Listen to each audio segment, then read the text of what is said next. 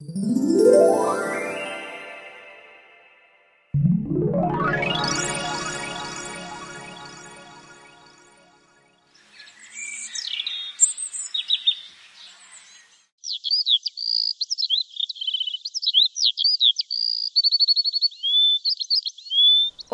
বাড়িতে তো আমাদের মেয়ে এসেছে।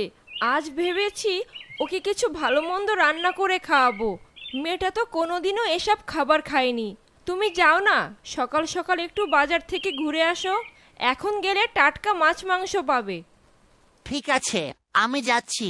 তুমি আমাকে বাজারের ব্যাগটা এনে দাও। ঠিক আছে, তুমি একটু দাঁড়াও, আমি এক্ষুনি আসছি। আমার সবচেয়ে বড় শত্রু এখন আমার ঘরে এসে পৌঁছেছে। কত চেষ্টা করলাম ওকে দমানোর, তাও কিনা পারলাম না। উর্মিলতাকে আমি নিশ্চিহ্ন করেই ছাড়বো, সে যে উপায়ই হোক।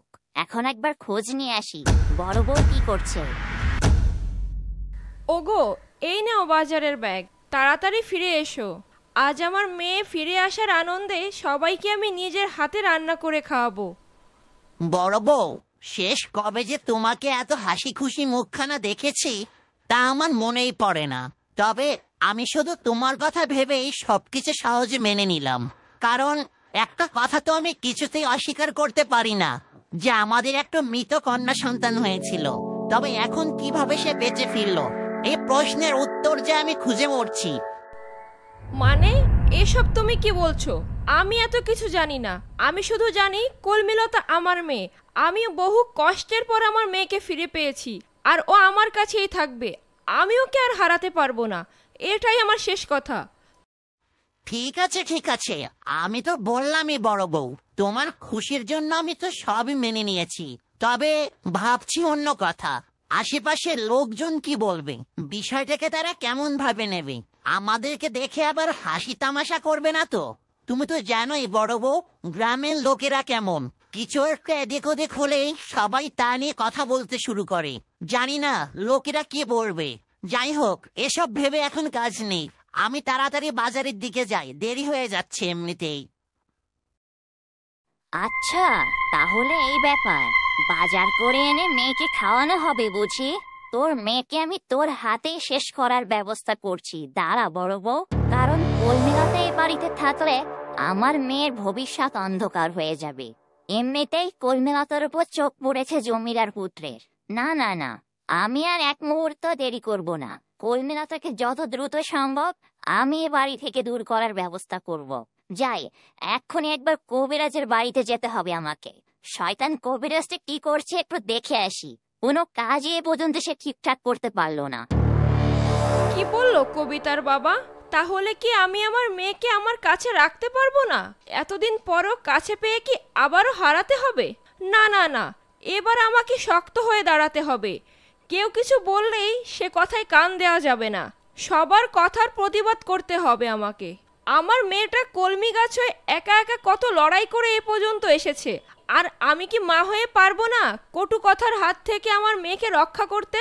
তবে একটা বিষয় আমি বারবারই ভাবছি, সত্যিই তো, এসব কি করে হলো? আমাকে একমাত্র এ সম্পর্কে দাইমাই বলতে পারবে, কিন্তু আমি তো তাকে একবারই দেখেছি। সে কোথায় থাকে আমি তো এখন কিছুই জানি না।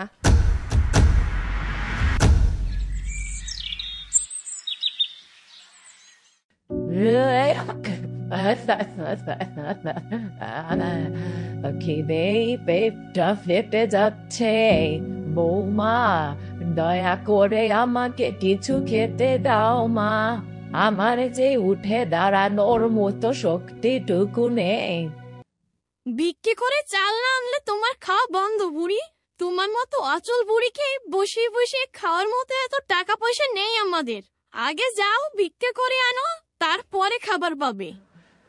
বৌমা, তুমি তো জানোই আমার শরীরটা 2 দিন ধরে খুব অসুস্থ। বিক্রি করতে বেরোলে তো শক্তিটুকু গায়ে নেই। আমি জানি এ নিশ্চয়ই আমার সেই পাপের ফল। এজন্যই আজ আমার এই অবস্থা।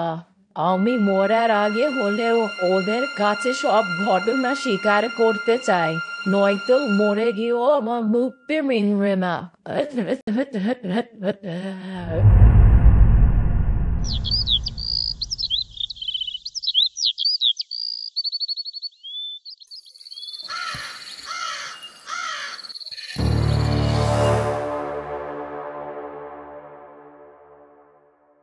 কি ব্যাপার, সারা ঘরে কবিরাজ থেকে দেখতে পারছি না যে?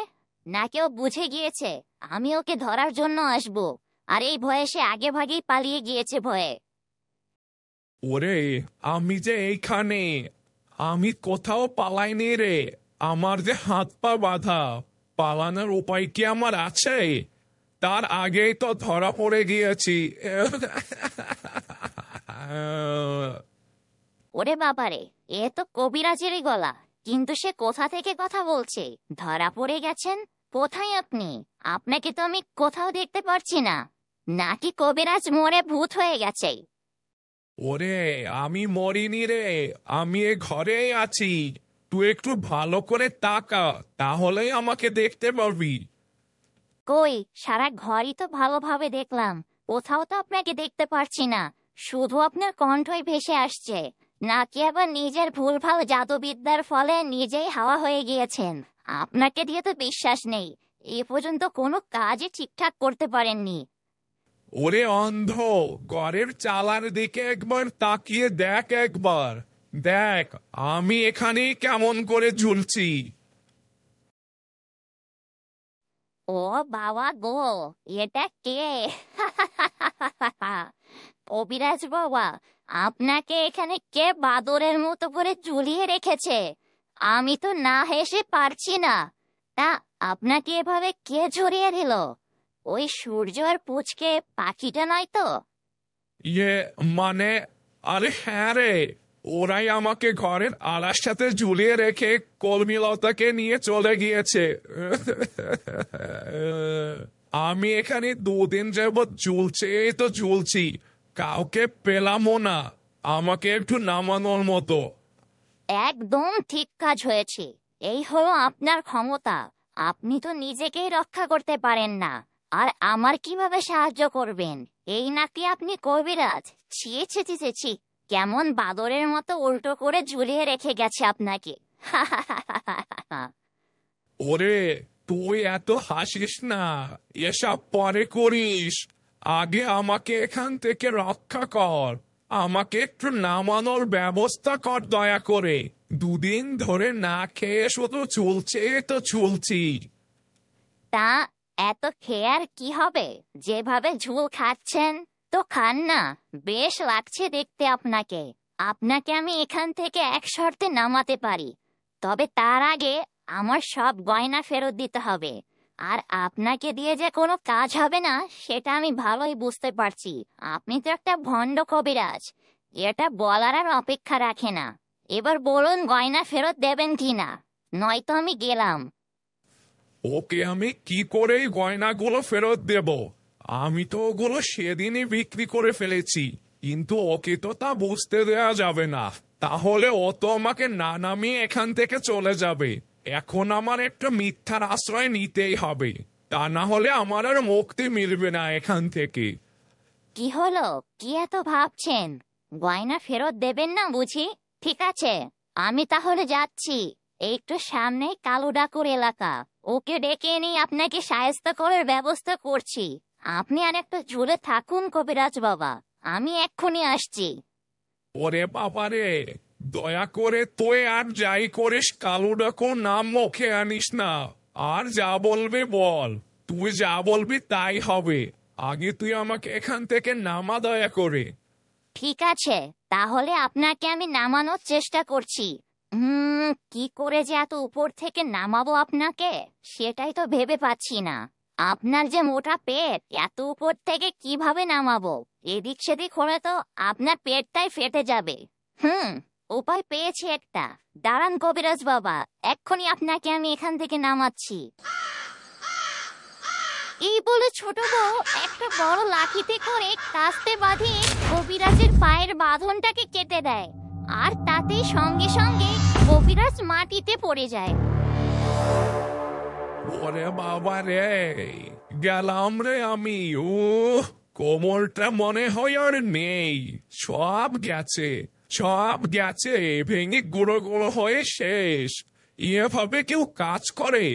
একটু দয়া ময়াও নেই তোর শরীরে, জীবনটা আমার শেষ করে ছাড়লি তুই। এভাবে নামিয়ে বসে তোর সব ক্ষোভ আমার উপর উপড়ে দিলি, তাই না? এজন্যই তুই এমনটা করেছিস, আমি বুঝতে পেরেছি খুব ভালো করেই। যা করেছে বেশ করেছি। আপনার মতে এমন মোটা পেটওয়ালাকে আর কিভাবেই বা নামানো যেত? যেটা করেছে এর জন্য আমার উপর কৃতজ্ঞ থাকুন, বুঝলেন? কবিরাজ বাবা, আপনি যেভাবে উপর থেকে নিচে পড়লেন মনে হলো একটা কুমড়ো পটাশ ফেটে উঠল। এবার কাজের কথায় আসুন।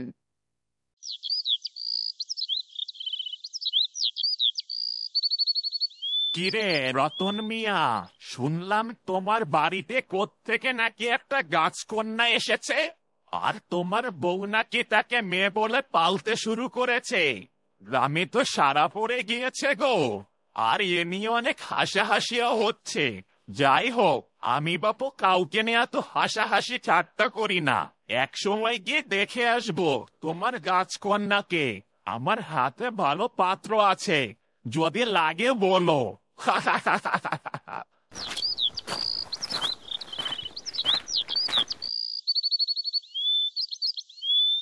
এর মধ্যে লোকজন জানাজানি হয়ে গেছে, আর এ বিষয় নিয়ে সবাই তামাশাও করতে শুরু করে দিয়েছে। এ ভয়টাই তো আমি পাচ্ছিলাম। সমাজের মানুষ যে এখন এই বিষয়টাকে কত জটিল করে তুলবে কে জানে। যাই, তাড়াতাড়ি বাড়িতে যাই, বড় বউকে সব কথাগুলো খুলে বলা দরকার।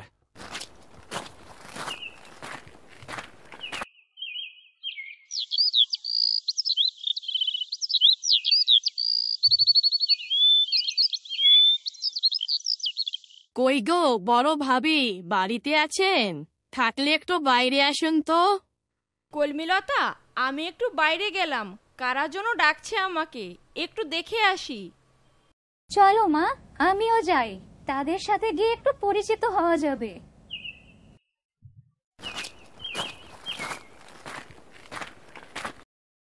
কি গো ভাবি, শুনলাম তোমার মরা মেয়ে নাকি ফিরে এসেছে গাছকন্যা রূপে। কোথায় সেই গাছকন্যা? একটু দেখাও তো দেখি। এমন ঘটনা তো বাপের জন্মে শুনিনি, তাই খবর পেয়ে আর দেরি করলাম না, সাথে সাথেই দেখতে চলে এলাম তোমার জাদুকরি গাছকন্যাকে। আমি কোনো গাছকন্যা নই, আমি কলমিলতা। আমাকে আপনারা কলমিলতা বলে ডাকতে পারেন। ও, তার মানে তুমি সেই জাদুকরি কন্যা কলমিলতা বুঝি? মা গো মা, কি সুন্দর দেখতে মেয়েটা, যেন আকাশের চাঁদ। এ তো দেখছি আমাদের গ্রামের মধ্যে সবচেয়ে বেশি সুন্দরী হবে। তা ভাবি, তোমার এই মেয়ের চেহারা ছবি দেখে তো মনে হয় না যে তুমি ওর মা। তা মেয়ে, শুনেছি তুমি নাকি জাদু টাদুও জানো, গাছ থেকে নাকি জাদু দিয়ে মানুষ হয়ে গিয়েছো। আমার অনেক বাতের ব্যথা আছে জানো তো, আমাকে কি জাদুর সাহায্যে এই ব্যথাটাকে একটু কমিয়ে দেওয়া যায়? এসব আপনি কি বলছেন বুড়িমা? আমার মেয়ে কোনো জাদু টাদু জানে না, ও কিভাবে আপনার এই ব্যথা নিরাময় করবে? ওকে তো ওর বন্ধুরা জাদু শক্তির মাধ্যমে কলমি গাছ থেকে মানুষ রূপে ফিরিয়ে এনেছে, তাও এত সহজে হয়নি। এসব আবোল তাবোল আবদার একদমই করবেন না, ও আমাদের মধ্যে একটা সাধারণ মানুষই বটে। ও বাবা, এ কি শুনছি? তোমার মেয়ের আবার বন্ধু আছে? বন্ধু তো হয় পুরুষেরা, আর মেয়ে হলে তো হতো সই বা বান্ধবী। চিয়ে চি চি চি চি চি, এতদিন তো জানতাম মেয়েদের সই বান্ধবী হয়, মেয়েদের যে বন্ধুও থাকে তা আগে জানা ছিল না। কি বড়িমা, তুমি কি কোনোদিন শুনেছ কোথাও? না গো বাপু, আমার তিন কাল গিয়ে এককালে ফেটেছে, এতদিনের জীবনে কোনোদিনও শুনিনি মেয়েদের যে বন্ধু থাকে।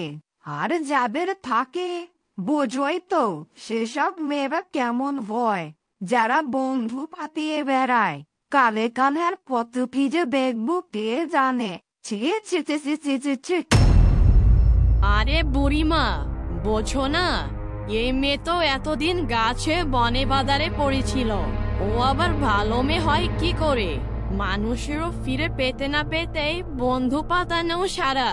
সামনে যে আর কত কি করবে, এ সমাজটাকে তারা নষ্ট করে ছাড়বে মনে হয়। কি ব্যাপার বুড়িমা, তোমরা এখানে? তোমরা তো সচরাচর আমাদের বাড়িতে তেমন আসো না। কোনো কিছু লাগবে নাকি? ও রতন নাকি? আমরা এসেছিলাম তোমার মেয়েকে দেখতে। গ্রামে তো সারা পড়ে গিয়েছে, সবাই বলা বলি করেছে রতনের বাড়িতে নাকি একটা জাদুকরি গাছ পণ্যা এসেছে। তাই তোমার মেয়েকে একটু দেখতে চলে এলাম বাবা, এই আর কি। আমরা তো তোমাদের প্রতিবেশী, বিপদ আপদ সুখ দুঃখে তো পাশেই থাকার চেষ্টা করি আর কি। ও আচ্ছা আচ্ছা, তা ভালো করেছেন বুড়িমা। তা বাইরে দাঁড়িয়ে কেন, ভিতরে চলুন। না না বাপু, তোমাদের ঘরে যাওয়ার কোনো ইচ্ছে নেই আমাদের। আসতে না আসতে যেসব কীর্তিকলাপ শুনলাম তোমার এই গাছ কন্যার, চেয়ে চেয়ে চেয়ে চেয়ে।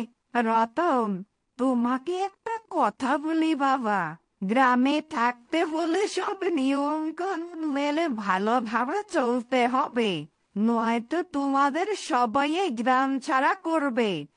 এই আমার মনে হচ্ছে। এমনি মেয়ে নাকি জাদুকর, আবার পুরুষ বন্ধু নাকি আছে। হ্যাঁ রতন ভাই, বুড়িমা একদম ঠিকই বলেছে। একই তো সুন্দরী মেয়ে, তাই বলছিলাম ভালোর জন্য চলাফেরা একটু দেখে বুঝে করতে বলবেন আর কি। আমরা তো আপনাদের প্রতিবেশী, আপনাদের ভালোই চাই, খারাপ চাইবো না। ওগো, তুমি ওদের কথায় কান দিও না তো। কি বুড়িমা, একটু আগেই তো আমার মেয়ের কাছে বাতের ব্যথার নিরাময়ের উপায় খুঁজছিলেন। যেই তোমাকে উপায় দিতে পারলো না, অমনি কি স্বার্থে টান পড়ে গেল, আর মুখে যা আসছে তাই বলতে শুরু করে দিলে। হ্যাঁ বাবা, বড় মা একদম ঠিকই বলছে। এরা তখন থেকে আমাদের বাড়িতে এসে যা ইচ্ছে তাই বলতে শুরু করেছে বুবুর নামে। এই যে তোমাদের বলছি, খেয়ে দেখে আর কোনো কাজ পাও না যে গায়ে পড়ে ঝগড়া করতে চলে আসো অন্যের বাড়িতে।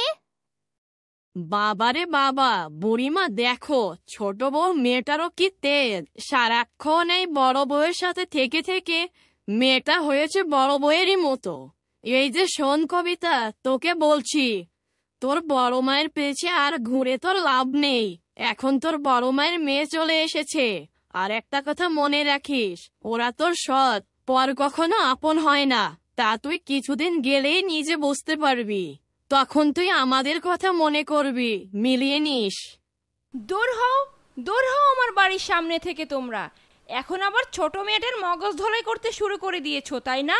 বলি এত সাহস কি করে হয় তোমাদের?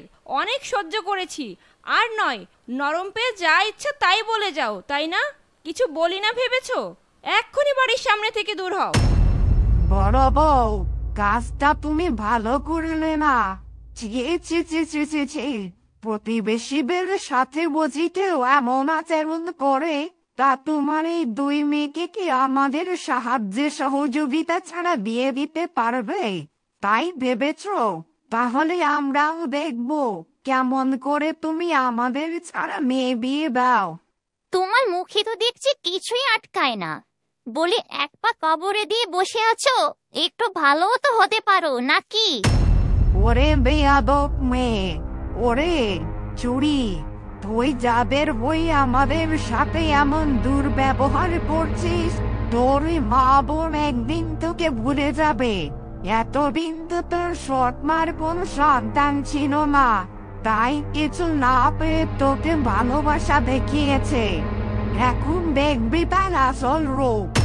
অনেক হয়েছে, আমি তখন থেকে দেখেই যাচ্ছি আপনারা যা না তা বলছেন। এখন আবার আমার ছোট বোনটার মাথা খাচ্ছেন, তাও আমাদের সামনে। এত নিকৃষ্ট মানুষ কি করে হয়? এখন তো মনে হচ্ছে বনে গাছ হয়ে থাকাই ভালো ছিল। গাছপালা পশু পাখিদের মনটা এমন জটিল থাকে না।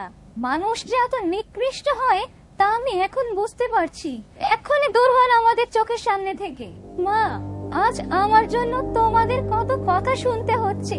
আমার এখানে মনে হয় না আসাটাই ভালো ছিল। না কলমিলতা মা, ও কথা তুই ভুলেও মুখে আনিস না। যতই ঝড় ঝাপটা বিপদ আপদ আসুক না কেন, তোকে আমি নিজে রক্ষা করব। তুই এতদিন কত কষ্ট করে নিজেকে টিকিয়ে রেখেছিস, আর আমি কি তোর মা হয়ে এতটুকু করতে পারবো না? তুই আর মন খারাপ করে থাকিস না মা। আমরা সবাই মিলে তোকে একটা সুন্দর স্বাভাবিক জীবন উপহার দেব। মা, তোমরা সবাই সত্যি খুব ভালো, আমার লক্ষ্মী মা। বন্ধুরা, কলমিলতার মানুষ জীবনটা কেমন হতে যাচ্ছে দেখতে হলে চোখ রাখো গল্প ঝুলিতে। আজকের ভিডিওটা তোমাদের কাছে কেমন লাগলো তা কমেন্ট করে জানাতে ভুলবে না। পরবর্তী পর্ব দেখার জন্য গল্প ঝুলির সাথেই থাকো।